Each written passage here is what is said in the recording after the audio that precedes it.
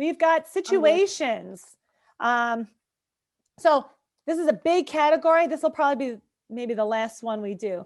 But it's a lot. Seems like all different things. It's really the same thing. Are we treating the situation as actual present danger right now, or the what ifs of the situation, right? Okay, so here we go. How can I manage to get through a medical procedure that I have canceled a number of times due to fear of panic?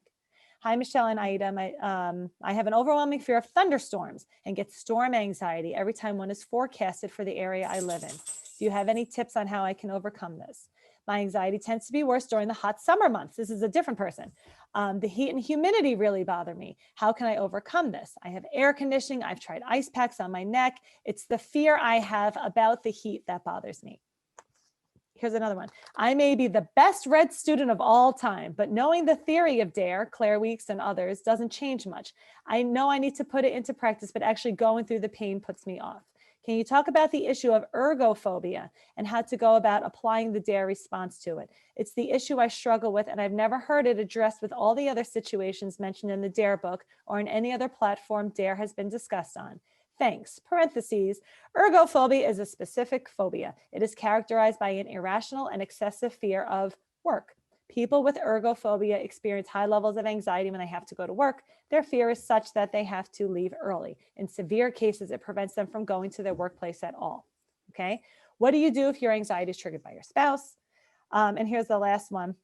Whenever I start to feel anxious, my bowels loosen, I have to go urgently to the bathroom. This only gets worse as panic attacks progress, and I feel like vomiting at the same time, along with other panic symptoms. I'm wondering how to deal with the allow and run towards stages of DARE for this symptom, because when I'm not at home or sitting on the airplane with fastened seatbelts on or in traffic, I can't go to the bathroom.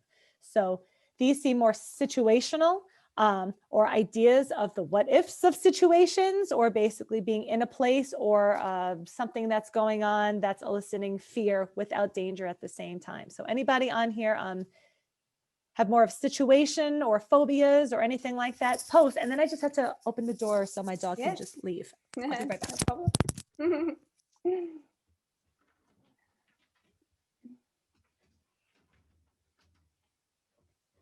So if you have any situation that you are struggling with, just post it in the chat. Okay, speaking, this is a common one. Crossing a bridge while driving, also very common. Right. So, and a lot of times that situation is like a trapped sort of situation. Who's on here is like trapped, and it's like trapped can come up with so many different forms. Like I'm trapped in a meeting, or I'm trapped giving a presentation because I can't just leave. There you go, trapped, right? In traffic, and I'm trapped. I'm stuck in the dentist, and I'm trapped. I'm trapped in the doctor's office. I'm trapped getting drive-through McDonald's because somebody just pulled up behind me and someone's in front of me and there's a curb and I'm like, get out of here. Car wash, airplanes, elevators, MRI scans. There's so many situations, theaters, right? It doesn't really matter. Just try to figure out for you what it really is. For many people, it is, what if I get a panic attack and I just don't like that feeling? And for most people, it is, what if I embarrass myself? So it's not so much the panic, but somebody could notice and then they would perceive me as weak or whatever it is. So I think it's good to know which one it is, because then you can diffuse it easier or run towards it easier. But it always revolves around those two things. What if I have a panic attack and I don't like the feeling, or if I can handle it and I will faint, or I will lose control over the steering wheel, or I'm going to be stuck in this elevator forever, or whatever it is. What if I suddenly start screaming out in public, stuff like that. And safe zone.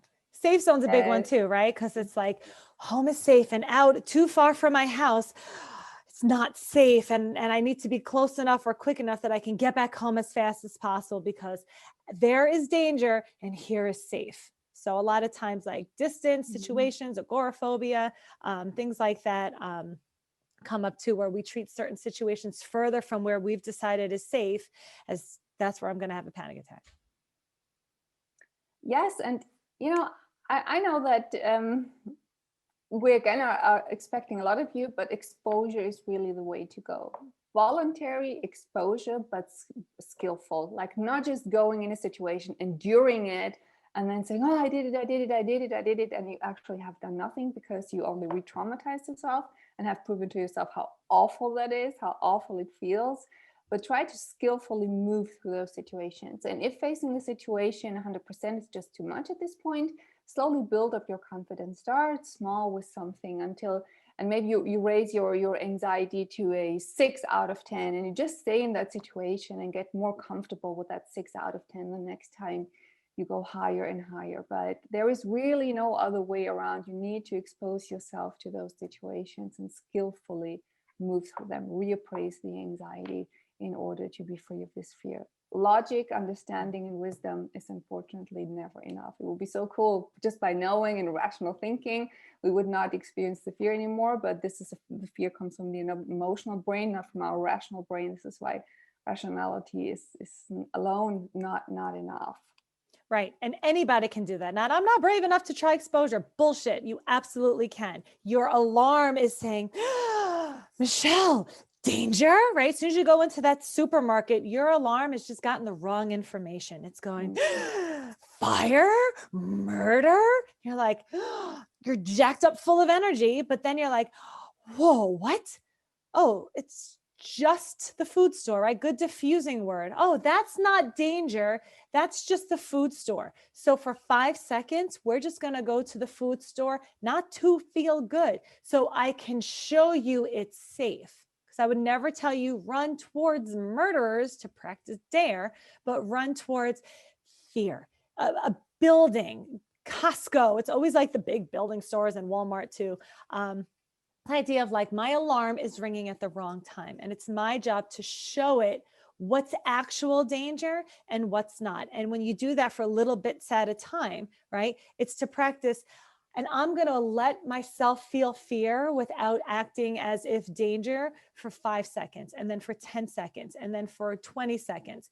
You gradually get more comfortable because you're practicing gradually trying to not feel comfortable.